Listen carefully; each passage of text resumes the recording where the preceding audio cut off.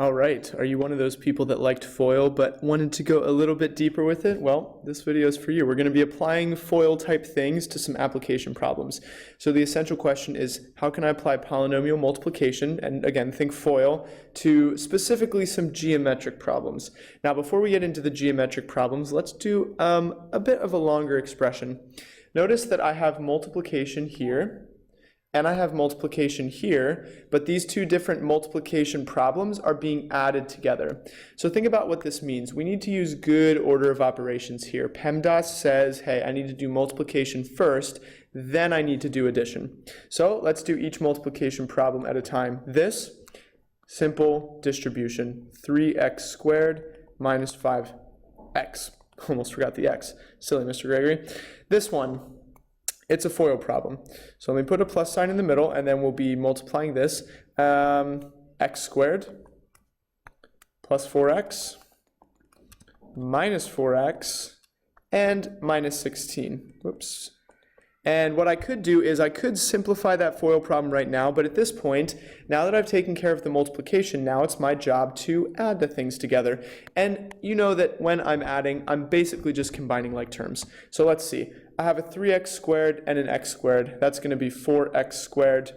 I have a negative 5x, and then I have this plus 4x and minus 4x, but remember, these cancel, don't they? Plus 4x minus 4x, they cancel. Really, I'm left with just the minus 5x. It has nothing left to combine with. Yeah, I think I just have the minus 16 at the end then.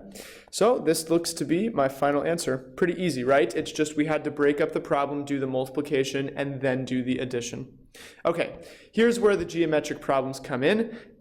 We want to find the polynomial that represents the shaded area below. There is no shaded area below, so let me just draw something. Let's say we have a rectangle inside of a rectangle. Rectangleception. And let's say we only want to find this shaded area, only the shaded area within the big rectangle but outside the small rectangle, okay? And let me switch pen colors here. Now, obviously, if I'm going to need to find area, I'm going to need to know something about the length and the width, because I know that area equals length times width. So let's say the length of the big rectangle is, I don't know, x plus 10. And the width of this rectangle is x plus 5. Okay, great. So the area of the big rectangle, let's look at the area of the big rectangle first. The area of the big rectangle is the length, x plus 10, times the width, x plus 5. Okay? And this is a FOIL problem, right? So let's just FOIL it. We have x squared plus 5x plus 10x plus 50, which simplifies to x squared plus 15x plus 50. Here's the issue though. If I find just this area of the big rectangle, isn't it true that that is including all of this area, including the area that lives within this little box? And I don't want to include the area that lives within that little box. I don't want to. So what we need to do next, and I'll switch my pen color again, is we need to find the area of that little box and then subtract it out. So let's say the little box has just a little area. Maybe it's just like x and x plus 2, something like that. So let's now find the area of the little rectangle, and I'll do it over here. The area of the little rectangle is the length, x plus 2, times the width, x. This is a simple distribution problem. I'm just distributing in, it's x squared plus 2x. Okay, cool. So I have the area of my big rectangle, that's the thing in blue. I have the area of the little rectangle, that's in green. And remember, the blue area, I kind of need to subtract out the green area. So I'll do this in one final color. What I need to do is I need to take the blue area of the whole rectangle, and I need to subtract out the area of the little rectangle. So here's the area of the big rectangle, and I'm going to be subtracting the area of the little rectangle because I don't want to include this area. So x squared plus 2x. Okay, now we're back to subtracting polynomials. So let's distribute that negative in like you're used to doing. Some of you may be getting used to doing it in your head. That would be awesome. Sometimes I do that because I'm pretty smart. Okay, so let's see. We're combining like terms. Hey, the x squares cancel. That's convenient. 15x minus 2x is just 13x. And then I have this 50. Okay, so sweet. So this is the area of just the shaded region. This is the area of just this shaded region. I did the whole rectangle. I subtracted out the small rectangle. Awesome. Okay, let's move on to the next problem.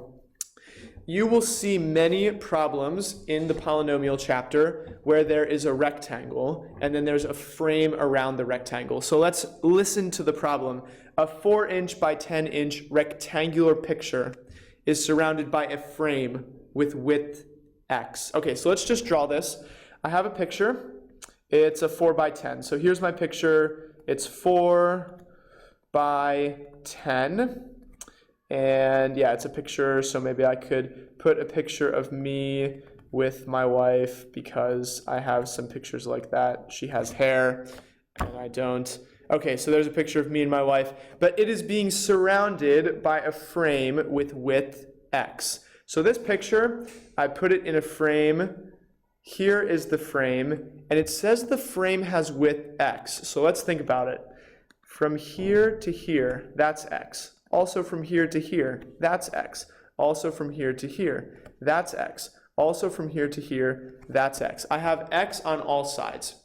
So what am I actually being asked for in this problem? They're asking me to write a polynomial representing the area of the picture with its frame. So I need the area of this entire rectangle, which means I need to, since area equals length times width, I need to know this length, and I need to know this width. And I do not know these things right now.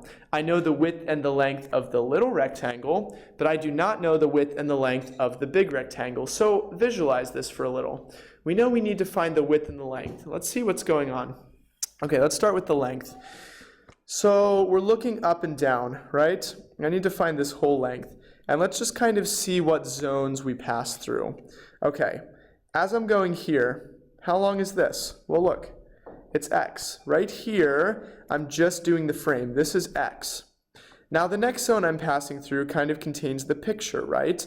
And the picture, this is 4 inches.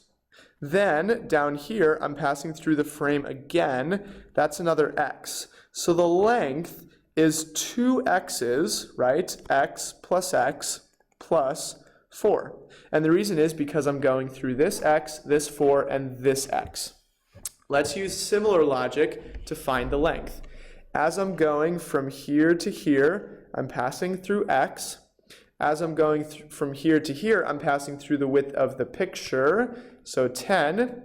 And as I'm passing from here to here, I'm passing through this x. So again, here, I'm passing through this x, then I go through the width of the picture, then I go through the frame again, so another x, so that the length of this whole side is 2x plus 10.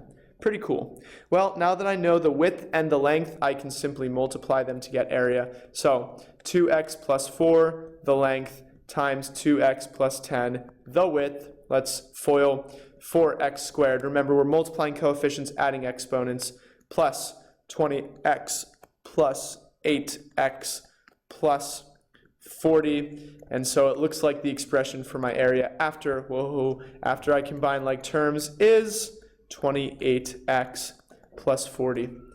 Very cool.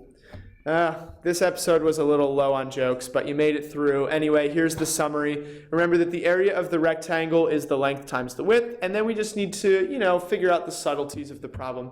Usually we're going to be foiling or distributing or some such thing. All right, thanks for watching, and enjoy doing these problems on Monday.